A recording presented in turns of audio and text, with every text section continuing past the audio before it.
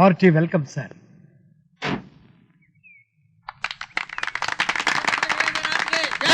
ಮುಖ್ಯಮಂತ್ರಿ ವೀರೇಂದ್ರನಾಥ್ಗೆ ಜೈ.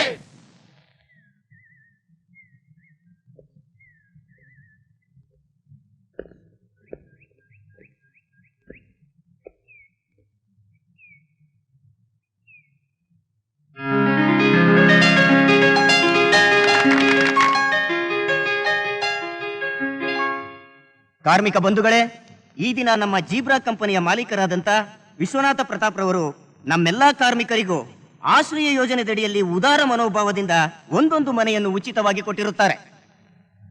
ಈ ಸಮಾರಂಭಕ್ಕೆ ರಾಜ್ಯದ ಮಾನ್ಯ ಮುಖ್ಯಮಂತ್ರಿಗಳಾದ ಶ್ರೀಯುತ ವೀರೇಂದ್ರನಾಥ್ ರವರು ಬಂದಿರುವುದು ನಮ್ಮೆಲ್ಲರಿಗೂ ಸಂತೋಷದ ವಿಷಯ. ಸನ್ಮಾನ್ಯ ಮುಖ್ಯಮಂತ್ರಿಗಳಿಗೆ ಸುಸ್ವಾಗತವನ್ನು ಕೋರುತ್ತಾ ನನ್ನ ಕಾರ್ಮಿಕ ಬಾಂಧವರಿಗೆ ತಿಳಿಸುವ ವಿಷಯ ಏನೆಂದರೆ, ಈ ಉಚಿತ ಮನೆ ಯೋಜನೆಯ ಕೀರ್ತಿ ಸಲ್ಲಬೇಕಾದದ್ದು ನನ್ನ ಮಗ ವಿಷ್ಣು ಪ್ರತಾಪ್ಗೆ.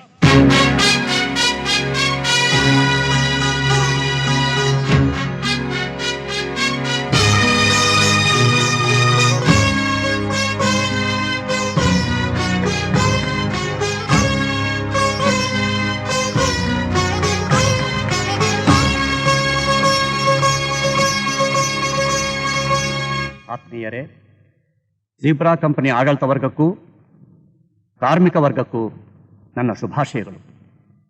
ಈ ಕಂಪನಿಯ ಮಾಲೀಕರು ತನ್ನ ನೌಕರರನ್ನ ತನ್ನ ಮಕ್ಕಳು ಅಂತ ತಿಳ್ಕೊಂಡು ಅವರ ಎಲ್ಲ ವಿಧವಾದ ಸೌಕರ್ಯಗಳನ್ನು ಒದಗಿಸಿಕೊಟ್ಟಿದ್ದಾರೆ. ಒಂದು ಸರ್ಕಾರ ಮಾಡಬೇಕಾಗಿರೋ ಕೆಲಸನ ಒಬ್ಬ ವ್ಯಕ್ತಿ ಅಂದರೆ ವಿಷ್ಣು ಪ್ರತಾಪ್ ಅವರು ಮಾಡಿದ್ದಾರೆ.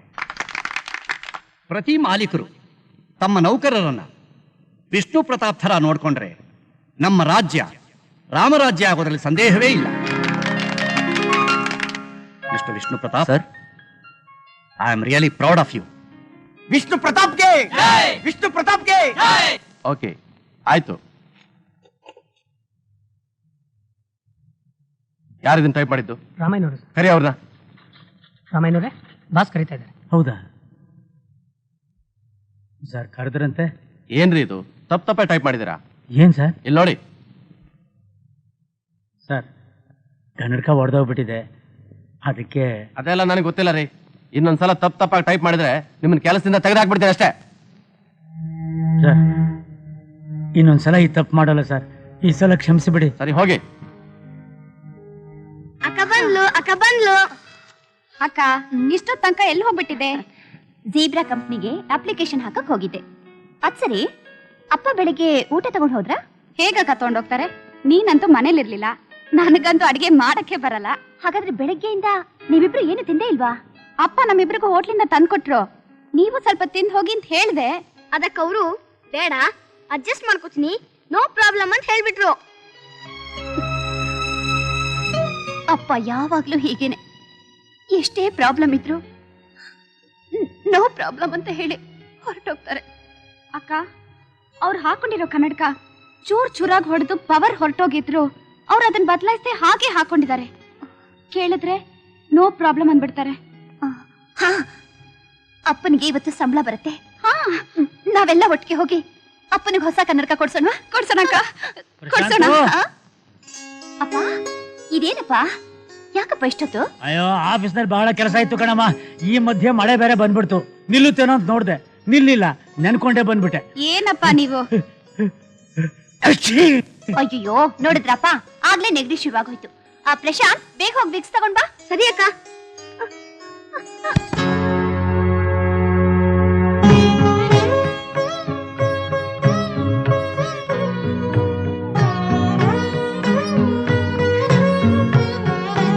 No problem. ಇಷ್ಟಕ್ಕೆಲ್ಲ ಬೇಜಾರು ಮಾಡ್ಕೋತಾರಣ್ಣಯ್ಯ. ಈಗ ನಾನು ಬರ್ತಾ ಡಾಕ್ಟರ್ ಹತ್ರ ಹೋಗಿ ಬಂದೆ, ಇನ್ನು ಸ್ವಲ್ಪ ದಿವಸದಲ್ಲೇ ಅವ್ರು ನನ್ನ ಕಾಲನ್ನ ಆಪರೇಷನ್ ಮಾಡ್ತಾರಂತೆ. ಆಮೇಲೆ ನೀನು ಎಲ್ಲರ ಹಾಗೆ ನಡಿಬಹುದು, ಓಡಬಹುದು, ಕ್ರಿಕೆಟ್ ಆಡಬಹುದು, ಫುಟ್ಬಾಲ್ ಆಡಬಹುದು, ಕುಣಿಬಹುದು, ನೆಗೆಬಹುದು ಅಂತ ಕಣಯ್ಯ. ನಿಜವಾಗ್ಲೂ ನನ್ ಕಾಲ್ ಸರಿ ಹೋಗತ್ತಾ ಅಪ್ಪ? ಖಂಡಿತವಾಗ್ಲು ಕಣಪ್ಪ, ಖಂಡಿತವಾಗ್ಲು. ಅಪ್ಪ ಎದ್ದೇಳಿ. ಅಯ್ಯೋ, ಸ್ವಲ್ಪ ನೆಗಡಿ ಆಗೋದಕ್ಕೆ ಇಷ್ಟೊಂದು ಉಪಚಾರನಾ? ನೀವು ಮಾತಾಡದೆ ಸುಮ್ಮನೆ ಇರಿ. ಆಯ್ತು ಆಯ್ತು, ತಗೊಳಮ್ಮ ಈ ತಿಂಗಳ ಸಂಬಳ. ನಡೀರಿ ಹೋಗೋಣ. ಎಲ್ಲಿಗೆ? ಕನ್ನಡಕ ತರೋದಿಕ್ಕೆ. ನನ್ನ ಕನ್ನಡಕ ಇದೆಯಲ್ಲಮ್ಮ. ಅಪ್ಪ ಇದನ್ ಯಾರಾದ್ರೂ ಕನ್ನಡಕ ಅಂತಾರ? ಆ ಕಡೆ ಗ್ಲಾಸ್ ಪೂರ್ತಿ ಒಡೆದು ಹೋಗಿದೆ, ಈ ಕಡೆ ಫ್ರೇಮ್ ಕಿತ್ ಹೋಗಿದೆ. ಹೊಸ ಕನ್ನಡಕ ತಗೊಳ್ಳಿಪ್ಪ. ಆಯ್ತು ತಗೋಣ. ಹೊಸ ಕನ್ನಡಕ ಎಷ್ಟಮ್ಮ ಆಗುತ್ತೆ? Only 300. Only 300. That's all. No problem. ನಮ್ಮ ಶೆಟ್ರ್ ಅಂಗಡಿಗೆ ಎಷ್ಟಮ್ಮ ಕೊಡ್ಬೇಕು? 700. ಹಾಲ್ನವನಿಗೆ 300 ರೂಪಾಯಿ. ಆಮೇಲೆ ನಮ್ಮ ಪ್ರಶಾಂತನ ಕಾಲಿನ ಔಷಧಿಗೆ 200. ನಿನ್ನ ಕಾಲೇಜ್ ಫೀಸು 400 ರೂಪಾಯಿ. 400 ರೂಪಾಯಿ. ಒಟ್ಟು ಎಷ್ಟಮ್ಮ ಆಯ್ತು? ಒಟ್ಟು 1600 ರೂಪಾಯಿ ಆಯ್ತು. ನನಗೆ ಬರೋ ಸಂಬಳ 1500 ರೂಪಾಯಿ. ಅಂದ್ರೆ ಇನ್ನೂ 100 ರೂಪಾಯಿ ನಾನು ಈ ತಿಂಗಳು ಸಾಲ ಮಾಡ್ಬೇಕು. ಇಂಥದ್ರಲ್ಲಿ 300 ರೂಪಾಯಿ ಕೊಟ್ಟು ಹೊಸ ಕನ್ನಡಕ ಹೇಗಮ್ಮ ತಗೊಳ್ಳೋದು?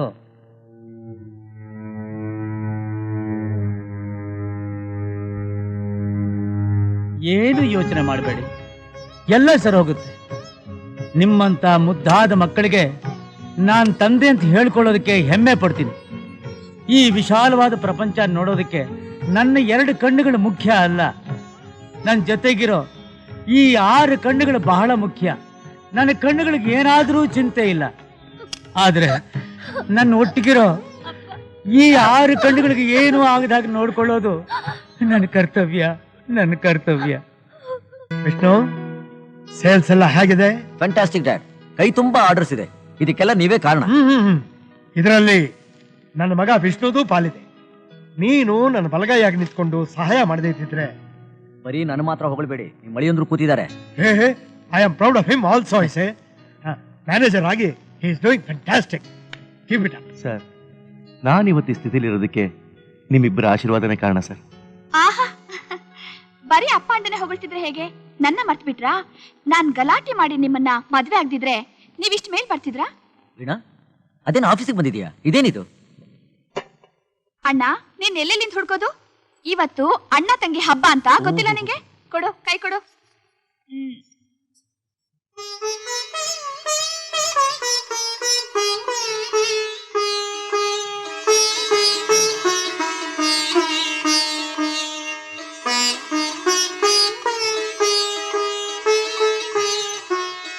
ಅಣ್ಣ, ಮಾಮೂಲಿಯಲ್ಲಿ ಓಹೋ, ಮಾಮೂಲಿ.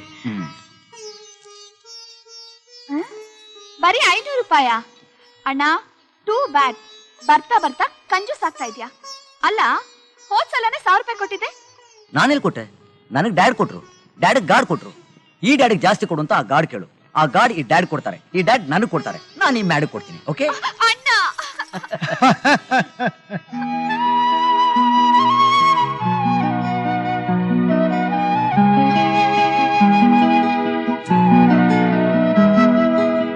ಕುಮಾರ್, ನನ್ನ ತಂಗಿ ಯಾವಾಗ್ಲೂ ಹೀಗೆ ನಗನಗ್ತಾ ಸಂತೋಷವಾಗಿರ್ಬೇಕು.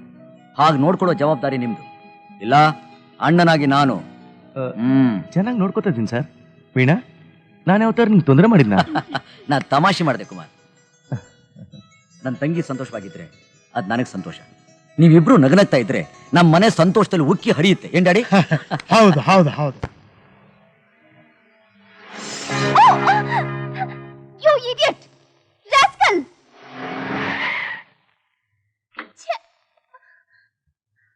ಎಕ್ಸ್ಕ್ಯೂಸ್ ಮೀ, ಏನ್ ಕರೆದ್ರಿ ನೀವು ನನ್ನ? ನೋಡ್ರಿ ಇಲ್ಲಿ ಕಾರ್ನಲ್ಲಿ ಹೋಗ್ತಾ ಇದ್ರೆ ಪ್ರಪಂಚನೇ ಕಣ್ಣು ಕಾಣಿಸಲ್ವಾ? ಅಕ್ಕ ಪಕ್ಕ ನೋಡ್ಕೊಂಡು ಹೋಗ್ಬೇಕು ಅನ್ನೋ ಜ್ಞಾನ ಬೇಡವೇನ್ರಿ ನಿಮ್ಗೆ? I am sorry, I am really sorry. ಇಲ್ಲಿ ಕೊಚ್ಚೆ ಇರುತ್ತೆ ಅನ್ನೋದಾಗ್ಲಿ, ಅದ್ರ ಮೇಲೆ ನನ್ನ ಕಾರ್ ಹೋಗುತ್ತೆ ಅನ್ನೋದಾಗ್ಲಿ, ಆ ಕೊಚ್ಚೆ ನಿಮ್ಮ ಬಟ್ಟೆ ಮೇಲೆ ಹಾರುತ್ತೆ ಅನ್ನೋದಾಗ್ಲಿ ನನಗೆ ಗೊತ್ತಿರಲಿಲ್ಲ. ಆದ್ರೆ ನೀವು ಮಾತಾಡ್ತಾ ಇರೋ ರೀತಿ ನೋಡಿದ್ರೆ ಸೀದಾ ನನ್ನ ಪೊಲೀಸ್ ಸ್ಟೇಷನ್ ಕರ್ಕೊಂಡೋಗಿ ಕೇಸ್ ಬುಕ್ ಮಾಡಿಬಿಟ್ಟು ನನ್ನ ಕಟ್ಕಟೆ ನಿಲ್ಸುವಾಗ ಮಾತಾಡ್ತಿದ್ರಲ್ಲ. And what language are using? ಇನ್ ಹ್ಯಾಕ್ ಕರಿಬೇಕು? ನನ್ನ ಡ್ರೆಸ್ ಎಲ್ಲ ಹಾಳಾಗೋಯ್ತಲ್ಲ, ನಾನು ಹೇಗೆ ಹೋಗ್ಬೇಕು ಹೇಳಿ? Come on tell me. ನಾನು ಬೇಕು ಅಂತ ಮಾಡಿಲ್ಲ ಅಂತ ಹೇಳ್ತಿದ್ದೀನಲ್ಲ, ಈಗ ಏನ್ ಮಾಡಕ್ ಸಾಧ್ಯ ಹೇಳಿ?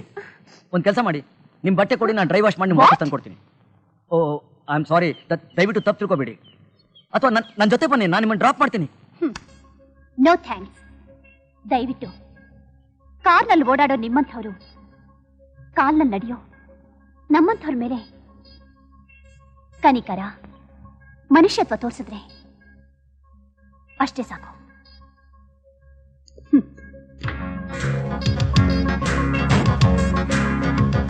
ವಾಹ್, ಏನ್ ಚಮಕ್, ಏನ್ ಸ್ಟೈಲು. ಮೊದಲನೇ ಭೇಟಿನಲ್ಲೇ ನಾನು ಹೃದಯನ ಸೆರೆ ಹಿಡಿದ್ಬಿಟ್ಟೆ. ಈ ಹುಡುಗಿ ಯಾರು ಅಂತ ನಾ ತಿಳ್ಕೊಬೇಕು. ನಾನ್ ತಿಳ್ಕೊತೀರಿ. ಅವಳನ್ನ ಇನ್ನೊಂದ್ಸಲ ನಾನು ಭೇಟಿ ಮಾಡ್ಬೇಕು. ನಾನ್ ಮೀಟ್ ಮಾಡಿಸ್ತೀನಿ. ಮೀಟ್ ಮಾಡಿಸ್ತೀಯಾ? 100% ಆ ವಿಚಾರ ನನಗೆ ಬಿಡು ಗುರು. ಶಬ್ಬಾಷ್. ಶಾಂತಿ ಶಾಂತಿ, ಅಯ್ಯೋ ಇಂಟರ್ವ್ಯೂ ಬೇರೆ ಲೇಟ್ ಆಯ್ತು. ನನ್ನ ಸರ್ಟಿಫಿಕೇಟ್ ಫೈಲ್ ಎಲ್ಲ ಎಲ್ಲಮ್ಮ? ಅಕ್ಕ ಇಲ್ಲಿದೆ. ಅಕ್ಕ, ನಾನು ಯಾವ್ದಾದ್ರು ಕಂಪ್ನಿಗೆ ಅಪ್ಲಿಕೇಶನ್ ಹಾಕ್ಲಾ? ನಿನಗೇನು ಬುದ್ಧಿ ಗಿದ್ದಿ ಕೆಟ್ಟಿದ್ಯೇನೆ? ಈಗ ತಾನೇ ಫೈನಲ್ ಇಯರ್ಗೆ ಎಂಟರ್ ಆಗಿದ್ಯಾ, ಆಗ್ಲೇ ಕೆಲ್ಸದ ಬಗ್ಗೆ ಮಾತಾಡ್ತಿದ್ಯಲ್ಲ. ನೋಡು, ನೀನಿನ್ನೂ ತುಂಬಾ ಓದ್ಬೇಕು. ಅಕ್ಕ, BA ಓದಿದ್ರು ಕೆಲಸ ಮಾಡ್ಬೇಕು, IAS ಓದಿದ್ರು ಕೆಲಸ ಮಾಡ್ಬೇಕು. ಅಷ್ಟಕ್ಕೂ ಟೈಮ್ ವೇಸ್ಟ್ ಮಾಡ್ಕೊಂಡು ಯಾಕೆ ಓದ್ಬೇಕು? ನೀನೇ ಹೇಳು. ಟೈಮ್ ವೇಸ್ಟಾ? ನೋಡು ಶಾಂತಿ, ಮನುಷ್ಯನಿಗೆ ಒಂದ್ರ ಮೇಲೊಂದು ಡಿಗ್ರಿ ಸಿಗ್ತಾ ಹೋದ ಹಾಗೆಲ್ಲ ಡಿಗ್ನಿಟಿ, ಸ್ಯಾಲ್ರಿ ಆಟೋಮೆಟಿಕ್ ಆಗಿ ಜಾಸ್ತಿ ಆಗ್ತಾ ಹೋಗುತ್ತೆ. ಅದು ಅಲ್ಲದೆ ನೀನಿನ್ನು ಚಿಕ್ಕವಳು. ಹಾಗಾದ್ರೆ ನೀನು ಇನ್ನು ಚಿಕ್ಕವಳೆ, ನೀನು ಯಾಕೆ ಓದ್ಬಾರ್ದು? ನಾವಿಬ್ರು ಓದ್ತಾನೆ ಇದ್ರೆ ಅಪ್ಪ ನೋಡ್ಕೊಳ್ಳೋರು ಯಾರು? ಅಪ್ಪ ರಿಟೈರ್ಡ್ ಆದ್ಮೇಲೆ ಈ ಮನೆ ಜವಾಬ್ದಾರಿ ತಗೊಂಡು ನಿಮ್ಮನ್ನೆಲ್ಲ ನೋಡ್ಕೋಬೇಕಾದ ಕರ್ತವ್ಯ ನಂದು. ಅಕ್ಕ, ಒಬ್ರಿಗೊಬ್ರು ಸೇರಿ ಕೆಲಸ ಮಾಡಿದ್ರೆ ಜೀವನ ಚೆನ್ನಾಗಿರತ್ತೆ ಅಲ್ವಾಕ? ನಿಜ, ಚೆನ್ನಾಗೇ ಇರುತ್ತೆ. ಆದ್ರೆ ನಿನ್ನಿಂದ ದುಡಿಸ್ಕೊಳ್ಳೋಂಥ ಸಮಯ ಇನ್ನೂ ಬಂದಿಲ್ಲ.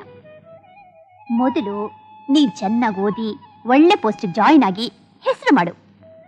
ಅಲ್ಲಿವರೆಗೂ ನಾನ್ ದುಡಿತೀನಿ, ತಿಳಿತಾ? ಅವಳು ತಿಳಿತೋ ಇಲ್ವೋ, ನನಗಂತೂ ಚೆನ್ನಾಗಿ ತಿಳಿತು. No problem. ಅಯ್ಯೋ, ಲೇಟ್ ಆಗೋಯ್ತು. ನೋಡಿ, ನಾನು ಇಂಟರ್ವ್ಯೂಗೆ ಹೋಗೋ ವಿಷಯನ ಅಪ್ಪನಿಗೆ ಹೇಳ್ಬೇಡಿ. ಯಾಕೆ?